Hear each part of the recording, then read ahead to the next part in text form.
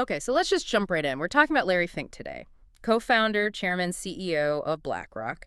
And, it's almost hard to wrap your head around how massive BlackRock actually is. It really is. When we say largest asset manager, what does that even mean? We're talking, what, over $10 trillion in assets under management? That's right, over 10 trillion. To put that in perspective, that's bigger than the economy of almost every single country on Earth, Yeah. except for the U.S. and China, basically. Right. So this isn't just being a big fish. Fink is effectively, well, orchestrating huge swaths of the global economy.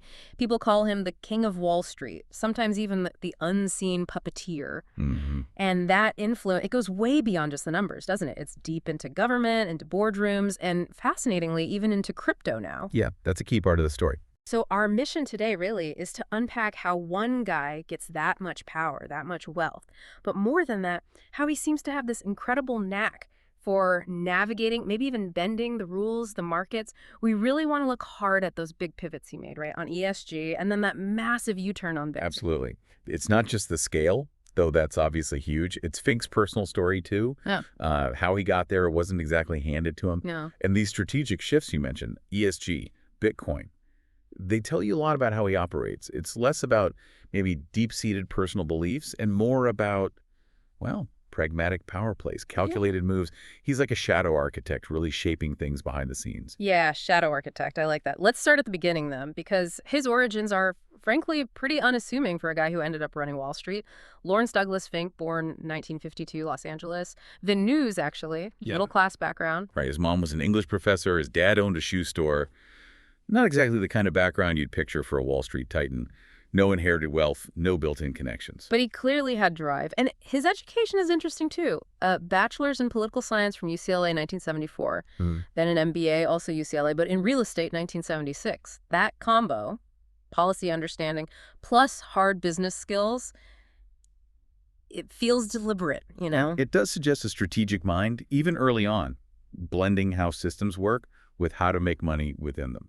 So what was the spark? What really catapulted him from UCLA onto Wall Street? Well, the official jump was in 1976. He joined First Boston, which was a major investment bank back then, started as a bond trader. And apparently his rise was incredibly fast. Okay.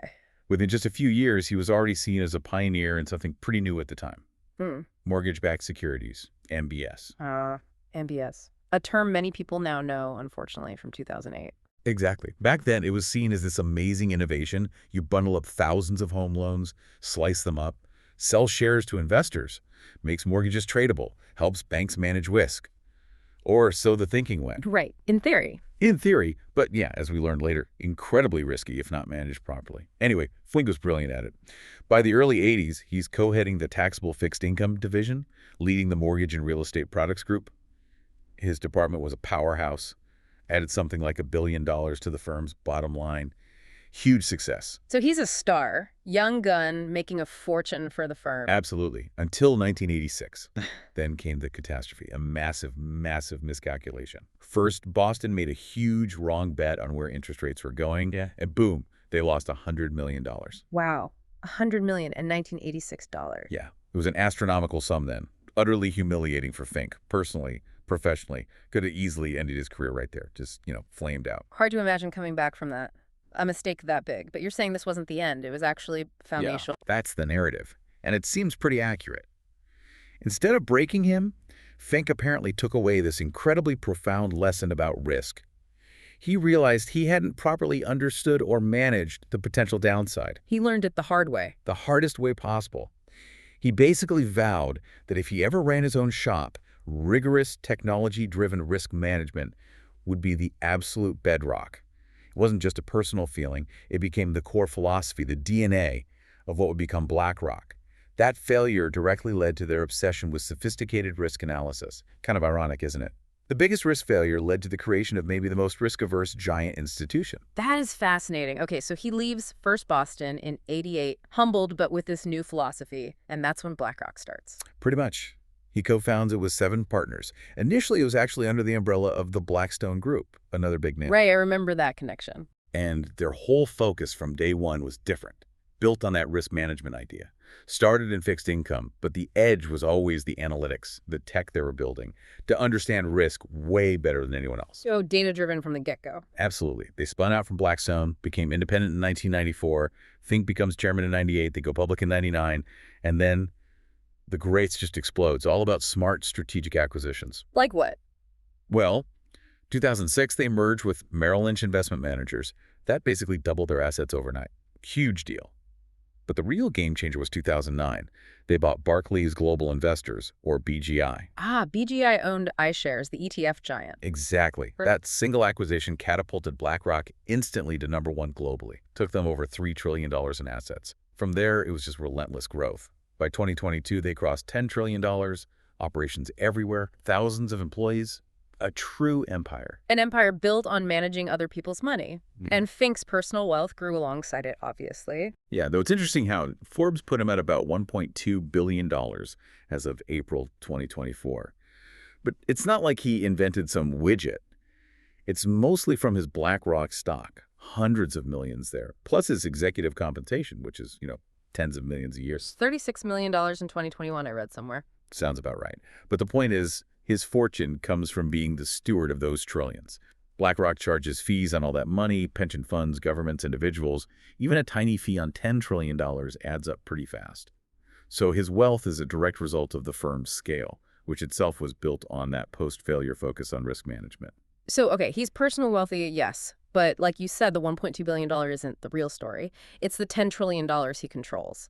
And this is where it gets really interesting. How does that control translate into real-world influence? How does he become this unseen puppeteer? Right, because the power isn't just the money itself. A huge part of it is information and technology. And the key here is BlackRock's proprietary system, Aladdin. It stands for Asset, Liability, Debt, a derivative investment network. Aladdin. Sounds almost magical. Well, it's incredibly powerful. It's not just software BlackRock uses internally. Thousands of other institutions worldwide use it too. Pension funds, insurers, sovereign wealth funds.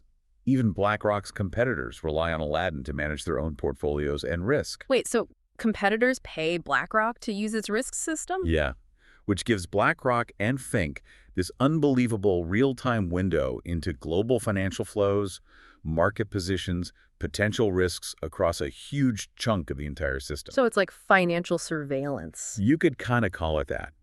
It gives Fink insights that almost nobody else has. It lets them anticipate market shifts, see potential crises brewing. It positions BlackRock as this indispensable advisor, not just to companies, but to governments too. It's a massive information advantage, almost like a private intelligence agency for global capital. A private intelligence agency. Wow. And governments certainly seem to treat them that way in a crisis. Look at 2008. Exactly. The financial meltdown happens, and who does the U.S. government call? BlackRock. They get tapped to manage the toxic assets, the bad mortgage stuff, from Bear Stearns, AIG. And they got no bid contracts for that, right? Worth billions. They did, which understandably raised a lot of eyebrows. People pointed out Fink's close ties to Treasury officials like Tim Geithner, questions about conflicts of interest. A private firm profiting massively from a public crisis that it had connections within. Right. And then it happened again, didn't it? 2020, the pandemic. Yep. The Federal Reserve needed someone to manage its massive corporate bond buying programs, part of the emergency stabilization efforts. Who do they turn to? BlackRock again. It really seems like when things go seriously sideways, BlackRock is the go-to. Is that just a healthy partnership? Or is it something more like dependence? That's the multi-trillion-dollar question, isn't it? It's definitely moved beyond just a simple partnership. When governments repeatedly rely on one private firm in moments of existential crisis, it signals, yes, trust, but also maybe a recognition that only BlackRock has the scale, the tech like Aladdin, and the expertise to handle it. They become almost indispensable. Pretty much. They get woven into the very fabric of financial recovery and policy execution. They're not just in the system, they're helping run it, almost like an external arm of the central bank. But without the same accountability, presumably. That's the crucial point. For the average person, it means this private company, not elected, not subject to the same public oversight as a government agency, is making huge decisions impacting the economy, managing taxpayer-backed money. It blurs the lines massively between public service and private gain. Where does accountability lie? It essentially gives BlackRock this quasi-governmental authority. Which makes Fink himself an incredibly powerful figure even outside of a crisis. And he doesn't seem shy about politics either. Not at all. He clearly has political ambitions, or at least enjoys being in the orbit of power. He reportedly really wanted to be Hillary Clinton's Treasury Secretary back in 2016. I remember hearing that. But he plays both sides, too. He's cultivated relationships with Republicans, had talks with people in the Trump administration. It's not about ideology. It seems more about ensuring access and influence no matter who's in power. Strategic positioning. Exactly. And it goes beyond the U.S. He's a big player on the global stage, board member of the World Economic Forum, Davos. He's even set to be interim co-chairman in 2025. That puts him right at the center of global discussions on everything: sustainability, the future of capitalism. So he's not just reacting to global policy, he's actively shaping it. Absolutely. Being on the WEF board, having those direct lines to world leaders, he's part of the conversation before decisions get made. It cements his role as this unelected but incredibly influential global power broker, which again raises that question. How much is global policy being shaped by private financial interests operating outside traditional democratic checks and balances? It's a bit unnerving when you put it like that. And speaking of shaping global agendas, for years, Fink was the agenda on ESG, wasn't he? Environmental, social, governance. Oh, absolutely. He was the face of it. The champion of woke capitalism, as critics called it. He used BlackRock's immense clout. Remember, they're huge shareholders in practically every major company to push firms to focus on climate change, diversity, long-term sustainability, not just short-term profits. His annual letters to CEOs became famous for this, basically setting the tone for corporate responsibility. They were treated like commandments from on high. Yeah. And BlackRock backed it up, initially anyway. In 2021, they supported nearly 47% of all ESG-related shareholder proposals they voted on. They were all in, publicly. All in, until they weren't. That pivot was incredibly fast and dramatic. It really was. Mid-2023, Fink basically comes out and says he's abandoning the term ESG, says it's been weaponized by both the left and the right. He even said he was kind of ashamed it had become such a political football. Weaponized? That's strong language. It signaled a major retreat, and it wasn't happening in a vacuum. BlackRock was facing serious backlash. Billions were flowing out of their ESG-specific funds. And you had states, especially red states like Texas and Florida, actively pulling huge sums, billions of dollars from BlackRock management, specifically citing their ESG stance as being anti-fossil fuel or pushing a woke agenda. So real financial consequences. Texas pulled what, over $8 million, Florida $2 billion. Numbers like that, yeah. Significant pressure. And you saw it reflected internally, too. BlackRock's support for those ESG shareholder proposals, it crashed. From 47% in 2021 down to just 4% by 2024. 4%, that's a collapse. Total reversal. And then early 2025, they pull out of a major climate coalition, Climate Action 100 plus House votes. So this wasn't just Fink changing his language. It was a full-blown strategic withdrawal to stop the bleeding, to navigate that intense political heat. It was pure pragmatism winning out over public advocacy. Protecting the core business. So he reads the room, sees the political storm, and just sidesteps. It feels like more than just BlackRock changed course, though. Oh, definitely.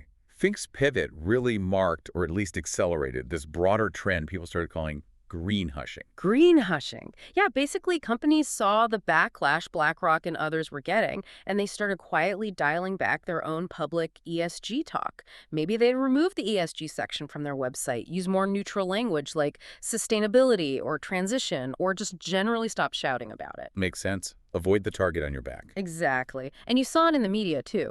After mid-2023, the hype around ESG just kind of evaporated. Coverage shifted to, fund outflows, companies reducing voluntary reporting, shareholder activism declining. Even Fink's famous annual letters changed ESG, got replaced with terms like transition investing, or sometimes just dropped altogether. So the narrative shifted because the most powerful voice stopped pushing it. Precisely. It shows how much power he has to control the conversation. He effectively killed the public hype around ESG when it became inconvenient for BlackRock. Doesn't necessarily mean they stopped considering climate risk internally, maybe, but the public face, the political fight, they just walked away from it. It's a masterclass in narrative control. And it does raise that question, doesn't it? Can a company as big and influential as BlackRock basically pursue whatever strategy it wants, regardless of public perception, just by changing the words it uses? Yeah. I mean, think about their voting power. They're still top shareholders in almost everyone. They can subtly influence boards, exec pay, lobbying, even without shouting ESG. And those annual letters, they still carry immense weight. That 2025 one on retirement and capital access, CEOs still treat it like gospel. Even while critics are hammering them. Oh, absolutely. Conservative groups still slam Fink for hypocrisy, for being too close to China, for pushing agendas. Environmental groups call BlackRock a climate villain because, well, they still invest huge amounts in fossil fuels, weapons manufacturers, companies linked to deforestation. It's the inherent contradiction of managing everything. You can't be pure when your portfolio mirrors the entire global economy, warts and all. So they manage the contradictions by managing the language. It seems to be a key part of the strategy. Shift the public focus, manage the political risk, but keep the core business of maximizing returns within their perceived risk framework ticking along. It's incredibly strategic. And maybe nowhere is that strategic maneuvering, that ability to shape the market, clearer than his U-turn on Bitcoin. That whole saga is just... Wow. It really is something. Remember 2017? Fink is out there calling Bitcoin an index of money laundering. Just completely dismissive. Yeah, echoing the official line from regulators at the time. The SEC had been swatting down applications for spot Bitcoin ETFs for years. Dozens of them from firms like Grayscale, VanEck, all rejected.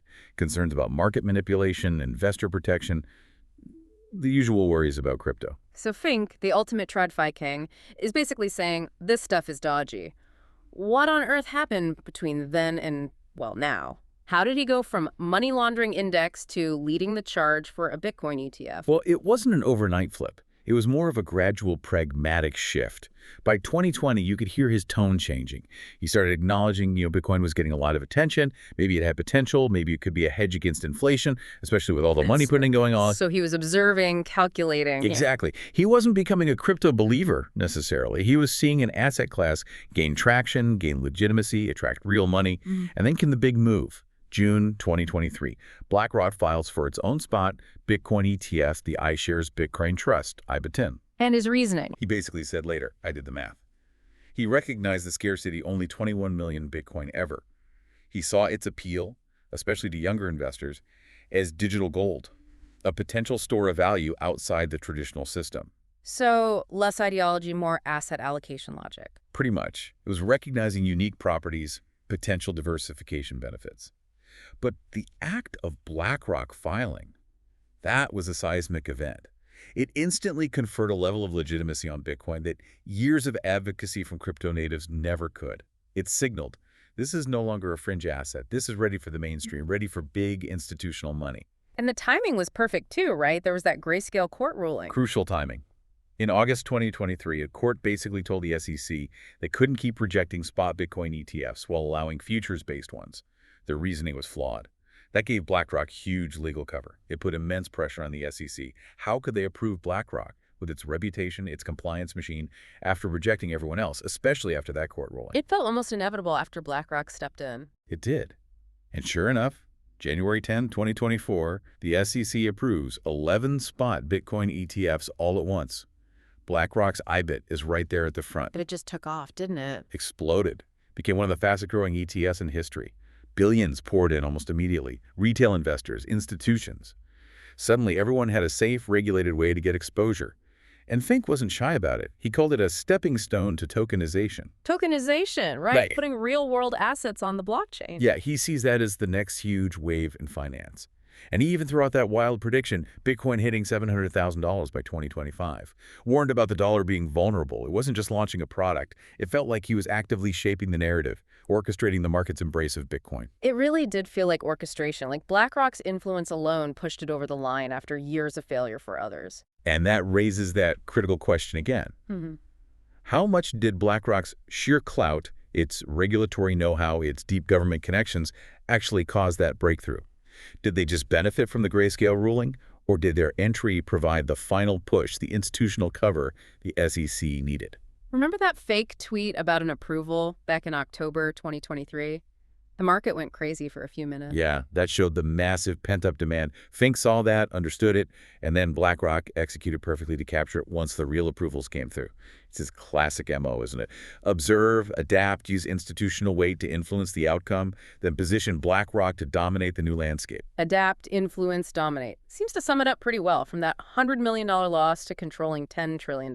It's a remarkable trajectory. So when we pull it all together, This journey from that huge early failure to managing more money than most countries, Fink and BlackRock have become deeply woven into global power structures. And these pivots we've discussed on ESG and Bitcoin, they're not just random changes of mind. They feel like clear demonstrations of that behind-the-scenes power-shaping narratives, moving markets, influencing regulators. He really does fit that description of an unelected elite, doesn't he? Immensely wealthy, incredibly connected, pulling strings in ways most people probably don't even realize. So what's the takeaway for us, for anyone trying to understand how things really work? I think the main thing is recognizing that power and finance today is incredibly complex and often operates just below the surface. Fink shows how true systemic influence is often wielded quietly, strategically, pragmatically. It's about adaptation, information, and timing. And it's not stopping, is it? BlackRock's looking at Ethereum ETFs now, pushing tokenization. It's exactly. Fink's vision goes way beyond just managing today's assets. He's aiming to shape the infrastructure of tomorrow's financial system. Which leaves us with a pretty big final thought, I think. Yeah. As we move deeper into digital assets, into tokenization, with figures like Fink leading these massive institutions that have almost quasi-governmental influence. How much real control do the rest of us, individual investors, even entire governments, actually have over where finance goes next? Understanding someone like Fink isn't just about wealth. It's about seeing where the real levers of power are being pulled, often far away from the public eye, shaping our economic future. It forces you to ask who's really building the next financial world and whose interests does it ultimately serve.